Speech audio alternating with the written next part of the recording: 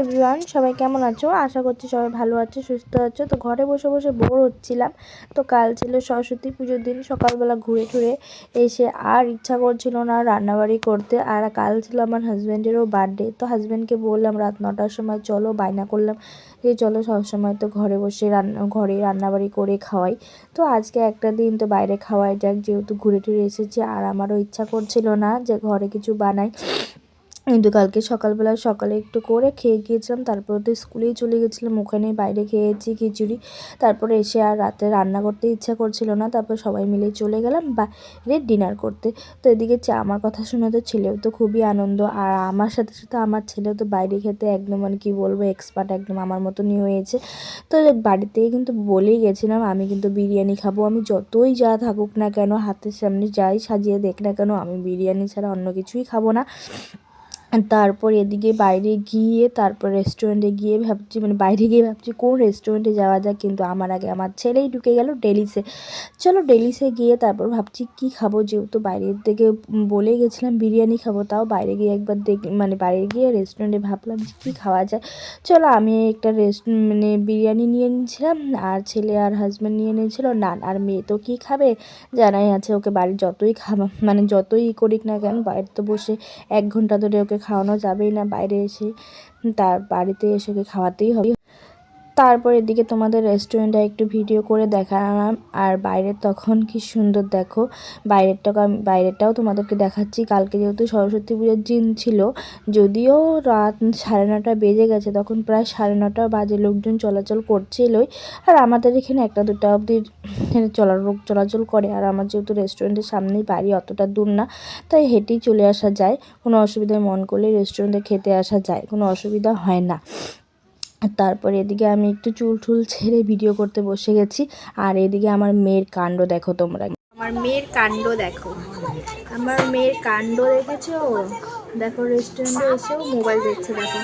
কুহু হাই করে দাও, কুহু বাপু ডলু, না হাই করে দাও, হাই করো, হাই কুহু, হাই করো।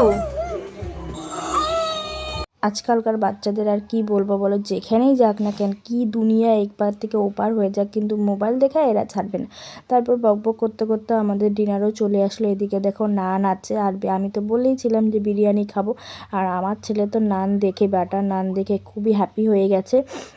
আর এদিকে চিকেন কষা নিয়ে নিয়েছিলাম, গরম গরম খেতে কিন্তু খুবই হ্যাভি ছিল।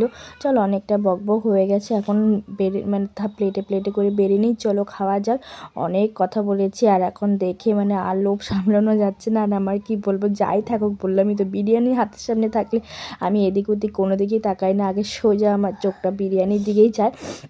আমি কেন জানি না এত যে বিরিয়ানি লাভার, আমার মতন কে কে তোমরা বিরিয়ানি লাভার আছো প্লিজ কমেন্ট করো। আমি রেস্টুরেন্টে বলো যেখানেই যাই না কেন, চাই আমার সামনে দেখ না কেন, মানে সন্ধ্যাবেলা হলে চাউমিন, আর যদি ডিনার বা দুপুরবেলার দিকে যাই লাঞ্চ করতে, তাহলে তো আমি বিরিয়ানি খাবোই।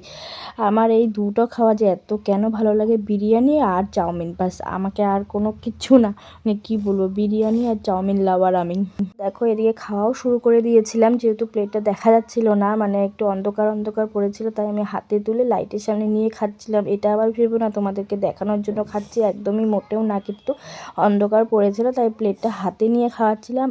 মানে আমি নিজে খাচ্ছিলাম আর মেয়েকেও খাওয়াচ্ছিলাম, কিন্তু মেয়ে তো খাচ্ছিলই না, তাও জোর করছিলাম, 2-1 বার নিয়েছে। যাই হোক, যেহেতু মেয়ে সন্ধ্যাবেলা বিকাল 5টার সময় আমি ভাত খাইয়েছিলাম, আর দুপুরে যেহেতু স্কুলে গিয়েছিল না, তখন অল্প খিচুড়ি খাইয়েছিলাম। যাই হোক, ও এমনিও ও বাইরে আসলে কোনো কিছুই খায় না, ও মোবাইল দেখাতে বিজি থাকে, ওকে মোবাইল দিয়ে বসিয়ে দিতে হয়, নাহলে দুষ্টুমি করবে। তারপরে ঘরে গিয়ে আমাদের, যাই হোক, আমাকে আমার নিজের জন্য না হলেও কারোর জন্য না, আমার মেয়ের জন্য আমাকে রান্না করতেই হয়। আমার মেয়ে এসব তো কোনো রকমই খায় না, বেশ পছন্দ করে না। ও খাওয়ার মধ্যে যা একটু ফুচকাটা খাবে, তাও আরও ভাতটাই বেশি ভালোবাসে। যাই হোক, আমার মেয়ে একদম আমার উল্টোটা হয়েছে, আমার মতন একদম আমার ছেলে হয়েছে। আমি যেমন বাইরের জিনিস খেতে, বাইরের ফাস্টফুড বিরিয়ানি এগুলো খেতে বেশ ভালোবাসি, আমার ছেলেও একদম সেই রকম আমার মতনই হয়েছে। আমার হাজব্যান্ড আর আমার মেয়ে কিন্তু একদমই বাইরের খাওয়া খেতে একদমই পছন্দ করে না। আমার হাজব্যান্ড তো যাও খাবে না, আমার মেয়েকে তো কোনোভাবে বুঝিয়ে সুঝিয়ে যাই দাও না কেন, এগুলো বাইরের জিনিস একদমই পছন্দ করে না। তারপর আমাদের খাওয়া দাওয়া হয়ে গেছে, বিল দেওয়া হয়ে গেছে, এখন চলে যাব বাড়িতে। এদিকে দেখো আমার ছেলে আগে আগে টুকটুক করে চলে যাচ্ছে, যেহেতু ওর খাওয়া হয়ে গেছে এখন বাড়িতে কিন্তু কতক্ষণই যাবে, গিয়ে বিছনাতে মানে ঘুমাবে। মানে ও সকাল থেকে দৌড়াদৌড়ি করেছে, অনেক লাফালাফি করেছে, এখন বলছে ওর ঘুম পেয়েছে তাই ঘরে যাবে। কিন্তু ঘুম পেলে কি হলো, ঘরে কিন্তু গিয়ে আর ঘুমাবে না, ওই মোবাইল দেখতে বলে বসে যাবে। চলো টাটা, আজকের মতন ভিডিওটা এখানে।